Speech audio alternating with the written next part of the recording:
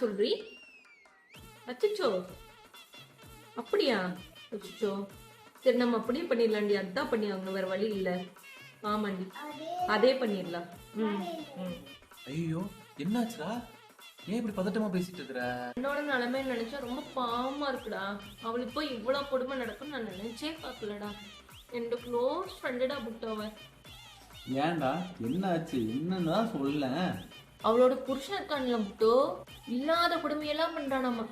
காலையில தோசை ஊத்துனா அது மேல நெய் ஊத்துறது இல்லையாமா, வெறும் தோசையை கொண்டு வந்து கொடுக்குறானாமா. சாம்பார் வச்சா உப்பு பாதிதான் போடுறானாமா, மீதி பாதி போடுறது இல்லையாமா. வெறும் சாம்பார் சட்னி தான் வச்சு தரணும். ஒரு ஜூஸ் இல்லையாமா, ஒரு வடை இல்லையாமா காலையில பிரேக்ஃபாஸ்ட்ல. சரி மதியானம் லஞ்ச் தான் நல்லா பண்ணி தரலாம்ல, வெறும் சிக்கன் பிரியாணி தான் பண்றானாமா. சிக்கன் 65 யார் பண்ணுவாங்க? அது போக பார்லருக்கு வெறும் 10,000 ரூபாய் தான் மந்த்லி தரானாமாடா. எவ்வளவு பெரிய குடும்பம் தெரியுமா? கழுவும் போதுடா புட்டோ, ஃப்ளோர் கிளீனரும் டாய்லெட் கிளீனரு அது ரெண்டையும் கூட சரியா யூஸ் பண்ண மாட்டேங்கிறோம் நம்ம. ஆனா வாரத்துல 2 நாள் பாத்ரூம் கழுவுறோம் நம்ம. என்னெல்லாம் கொடுமை பண்றாரு, வழியே இல்ல. டைவர்ஸே அப்பீல் பண்ணிடலாம் அப்படின்னு அவ சொல்லிட்டேன். நானும் ஆமா வேற வழி இல்ல பண்ணிரு அப்படின்ட்டு புட்டோ. நீ என்ன நினைக்கிற? உன் கருத்து என்ன இதுல? அப்புறம் எவ்வளவு அலிமணி கேட்கலான்னு சொல்லிட்டு டிசைட் பண்ணிருக்கேன். 70% கேட்கலான்னு நான் சொல்லியிருக்கேன். நீ என்ன சொல்லிட்டு சொல்ற?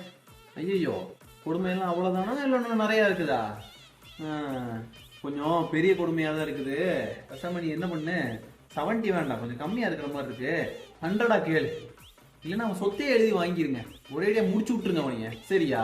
வீட்டுக்கு வேலைக்காரன் எல்லா வேலையும் பார்த்து பாத்ரூம் வெளியே எல்லாம் விட்டா அதுவும் பத்தாம, சமைச்சாலும் பத்தாம அலிமோனி கேக்குறீங்களா? அலிமோனி கேப்பீங்க.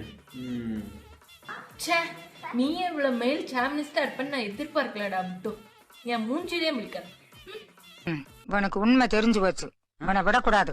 இன்னொரு பாயாசத்தை போட்டுற வேண்டியது.